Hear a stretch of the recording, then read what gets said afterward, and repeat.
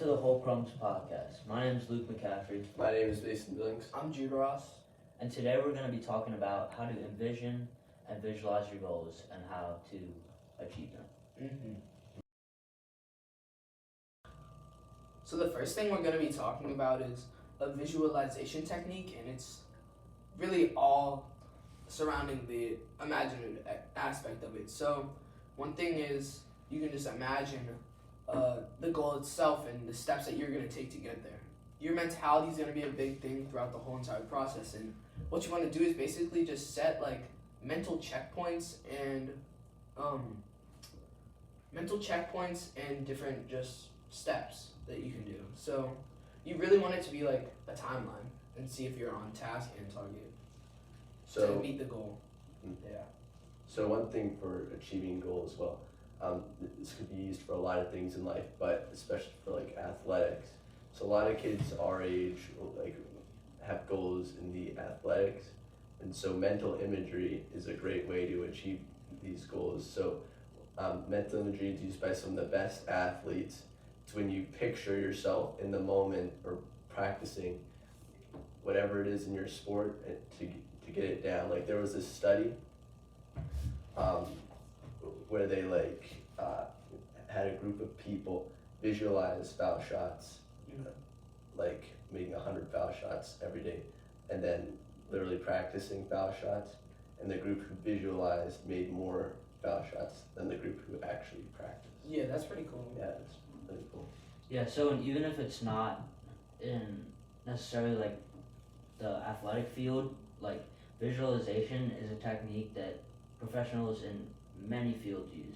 And the reason for this is visualization can help, it activates your creative subconsciousness. So like this helps your brain, like even when you're not like conscious, like when you're sleeping, this helps your brain come up with more creative ideas. It also programs your brain to help like achieve these goals, to focus on these goals that you want to achieve. Yeah. And lastly, it builds your internal motivation. So when you're thinking and visualizing these goals, it makes you want to go after these goals and want to get them. Yeah, I also think like just doing anything that like gets your imagination running and your brain working is a good thing. Just like for anything, like even during school, like if you're actually engaged and everything, For sure. you really are just like absorbing so much more than Yeah. if you're just kind of shut off. And also too, like sometimes you can't like practice in the intense moment. Like there's no way to practice like a buzzer beater in a game because you're not going to be in that situation just Right. practicing by yourself. But you can visualize it, and this could be like for all things in life. And so when you're in that situation, you feel like you've been there before.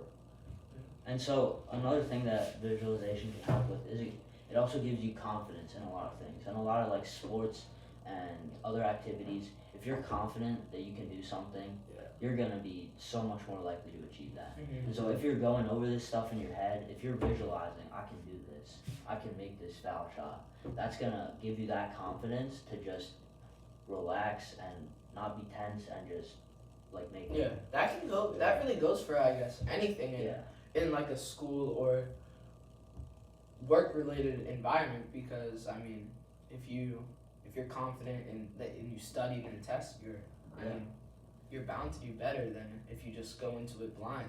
Yeah. And so really, academics, athletics, just anything else. Yeah, I guess imagining it really does help. Sure. Mm-hmm. But yeah, confidence obviously goes a long way. Alright, so we've been talking a lot about this like visualization technique, how this can help you achieve your goals. But like, how can you visualize? How can you start doing this? So basically, I've been reading up on when and where to do it. So where you can do it, it's really anywhere.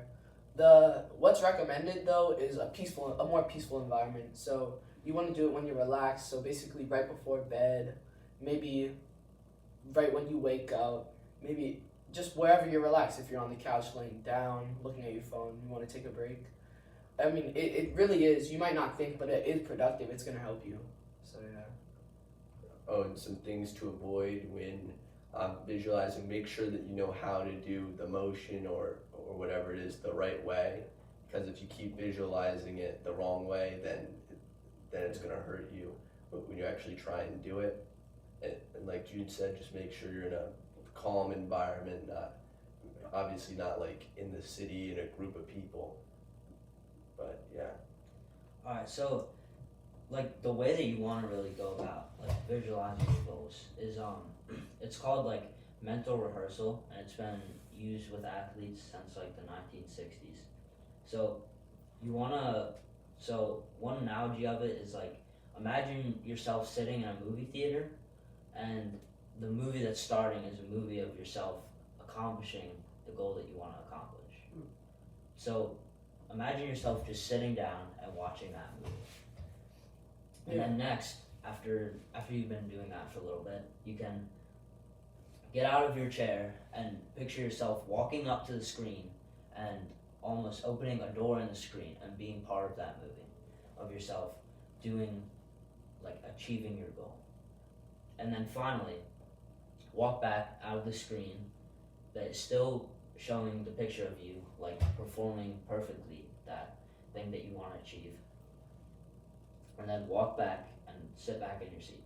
And this should only take a couple minutes, less than 5 minutes, but this can really open up your eyes to how to achieve this goal. Yeah. And it can really help immerse yourself in this goal and make you focused on, what's ahead. I never really thought about that, but that's actually pretty cool. It's almost like it's like a dream. Cool way to think about it. Yeah.